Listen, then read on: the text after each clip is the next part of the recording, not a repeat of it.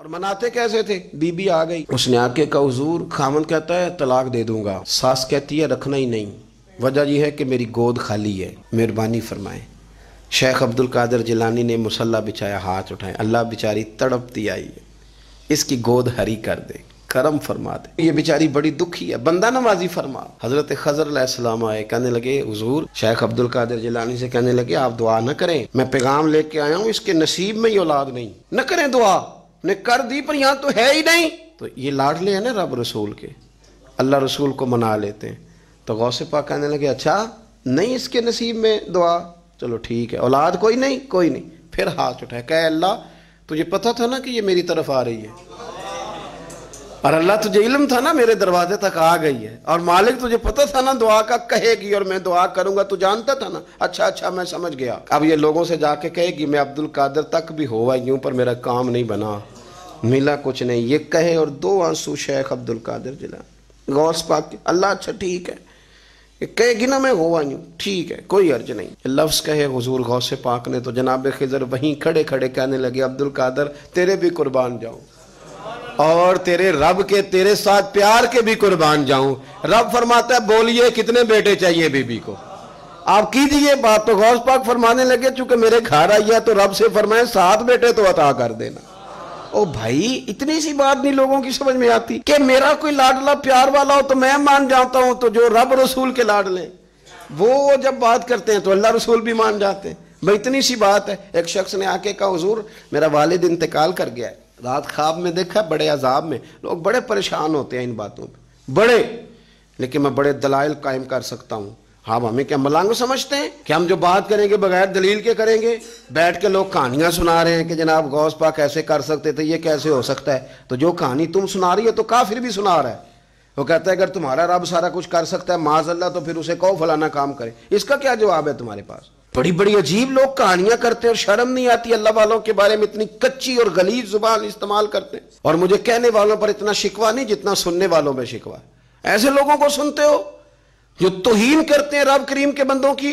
سنو، حضور غوث پاک سے آ کے کہا حضور میں نے رات خواب میں اپنے والد کو دیکھا عذاب میں بڑی تکلیف میں ہوں، میرے ابا کے لیے دعا کر دیں۔ تو غوث اعظم فرمانے لگے وہ یہاں کبھی آیا تھا؟ بیٹھا تھا؟ حدیث ہے صحیح بخاری میں، صحیح مسلم میں، کہ ذکر والوں کی مجلس میں بیٹھنے والا بدبخت نہیں رہتا، اللہ اسے سعید بخت کر دیا کرتا ہے۔ یہ حدیث ہے بخاری مسلم میں، حدیث۔ اب تم حدیث ماننے سے بھی انکار کرو گے؟ جو اللہ والوں کی محفل میں آئے بدبخت ہو تو رب سعید بخت کر دیتا ہے، بخاری مسلم ہے۔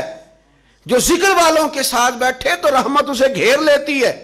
اس نے کہا حضور میرے والد آئے ہیں آپ کی محفل میں، تو غوث پاک نے بچھا لیا مچھلا، کہا مالک تیرے محبوب کا فرمان ہے نا کہ جو ذکر کی محفل میں بیٹھے انہیں رحمت گھیر لیتی ہے، ان پر سکینہ نازل ہوتا ہے، وہ بدبخت ہوں تو سعید بخت ہو جاتے ہیں، تو اللہ پھر بندہ نوازی کرنا، وہ ہمارے ساتھ بیٹھا کرتے تھے، مہربانی فرمانا، کرم نوازی فرما۔ وہ شخص کہتا ہے میں رات کو جا کے سویا تو خواب میں ابا ملے جنت کا لباس پہنا ہوا ہے، اور میرے والد کہنے لگے پتر سارے کام چھوڑ دینا، عبد القادر جیلانی کا دروازہ نہ چھوڑنا، خبردار غوث پاک کا دروازہ نہ چھوڑنا، ہمیں ملنگ نہ سمجھو۔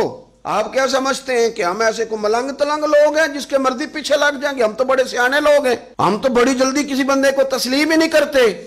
ہر بندہ اپنے ابا کا نام اپنے نام کے ساتھ لگاتا ہے، ہم نے زندگی قادری لکھ کے گزار دی ہے ساری۔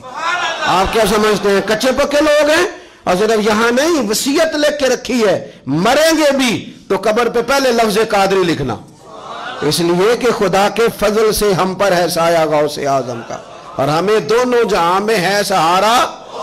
اور بڑی تحقیق کے ساتھ اور بڑی ریسرچ کے ساتھ اور بڑے سیانے بن کے، لیکن جس دن کا مان لیا ہے پھر بالکل ہی مان لیا ہے، پھر بالکل ہی مان لیا۔ آپ یقین کریں مجھے مزہ آتا ہے جب مجھے کوئی کہتا ہے قادری صاحب، بڑا مزہ آتا ہے، بڑا سرور آتا ہے۔